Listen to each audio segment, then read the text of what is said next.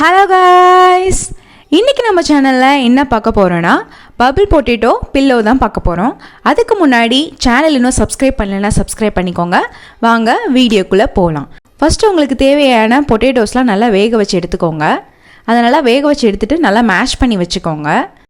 அதுக்கப்புறம் பூண்டு, மிளகாய்த்தூள், உப்பு, அரிசி மாவு, அதுக்கப்புறம் கார்ன்ஃப்ளவர்.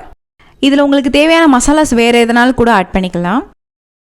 இதெல்லாம் சேர்த்து நல்லா மிக்ஸ் பண்ணிவிட்டு நல்லா சப்பாத்தி மாவு மாதிரி நல்லா பிசைஞ்சு வச்சுக்கோங்க. அதுக்கப்புறம் நல்லா இந்த மாதிரி சிலிண்டர் ஷேப் கொண்டு வந்துட்டு அதை சின்ன சின்னதாக கட் பண்ணிக்கோங்க. சின்ன சின்ன பீஸாக கட் பண்ணக்கப்புறம் அதை நல்லா ஃபோக் வச்சு ஒரு டிசைன் கொடுத்துக்கோங்க இந்த மாதிரி. அதுக்கப்புறம் ஒரு பேனில் ஆயில் ஹீட் பண்ணிவிட்டு நல்லா ஃப்ரை பண்ணி எடுத்துக்கோங்க. நல்லா டபுள் சைடு நல்லா ஃப்ரை பண்ணி எடுத்துக்கோங்க.